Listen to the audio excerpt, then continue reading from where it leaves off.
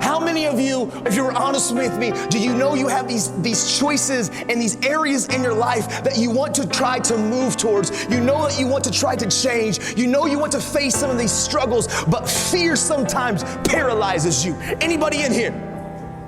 Yeah, man, I've learned in my journey that I have to skydive that thing. And here's what I mean. I know sometimes, as when I was growing up, I didn't trust anybody.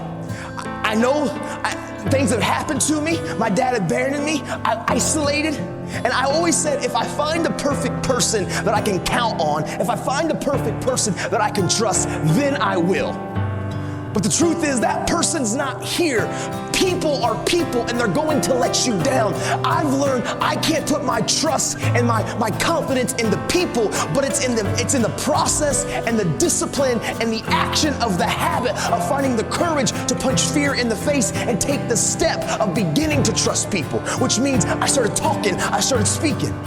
I learned to skydive that thing. And here's what I mean. There's a lot of fears and insecurities all of us have. We all have insecurities. Like it, love it, or leave it. We all have things inside of us that we try to keep secure because we have shame or guilt or embarrassment or we care what others think. I've learned to skydive that thing. Last year, a bucket list that I've always wanted to do.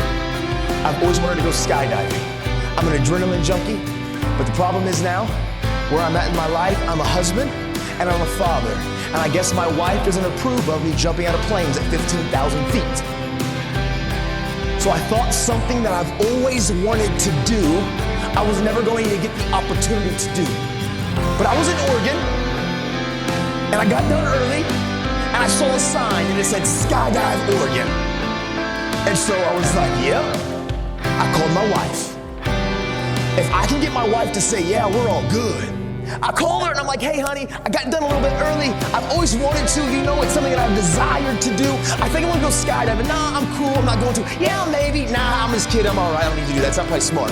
And she says, I don't think she meant it at all, but she says, because I don't think she wanted to control me, she says, oh no, honey, go for it, do whatever you want to do. But yeah, if you don't want to do it, no big deal, that's cool too. Click. Dude, I know she didn't mean it. But my eyes got so big, she said yes. So 20 minutes later, I call her. I'm packed up, I got an instructor around me, I'm at Skydive Oregon, and I call her, her eyes get so big, I hung up. She ain't saying no. I'm all in.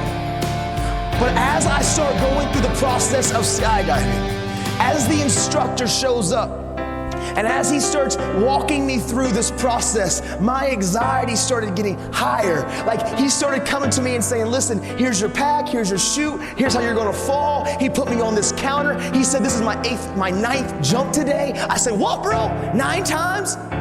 Do you pack your chute? He said, every time. I said, so you packed your chute 9 times today? Are we gonna test the odds? Are we good? We're cool on one more? Did you get tired? Did you miss a fold? He said, nah, bro, it's cool. He showed me how he did it. Dude, my anxiety, it's getting higher. This little ratchety plane lands. Ratchety. He said, all right, bro, let's get in. Whoa. He's from Oregon, so he's already kind of weird and a hippie.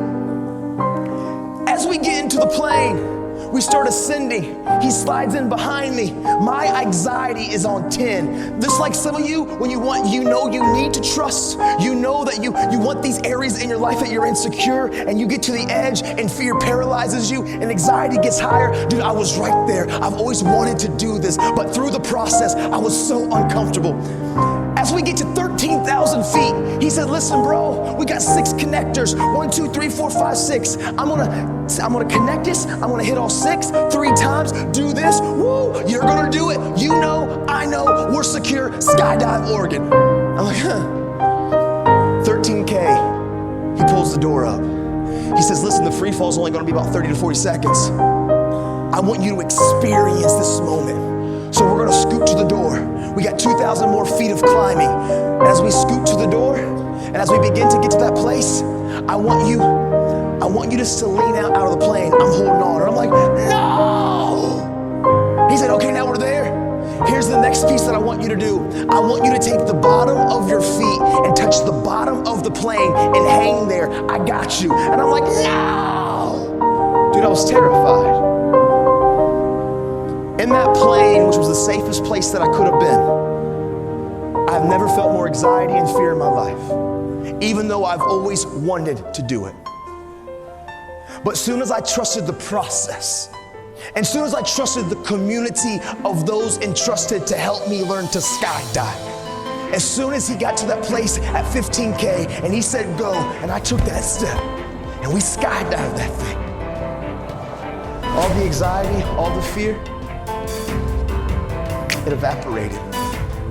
As I free fell and I saw Mount Hood, and Mount Rainier, and Mount St. Helens, I've never felt more on top of the world. There's a lot of you in here that you struggle with trust.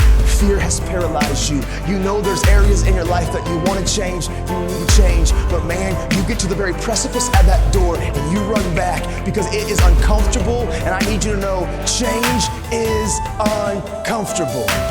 I've learned to skydive.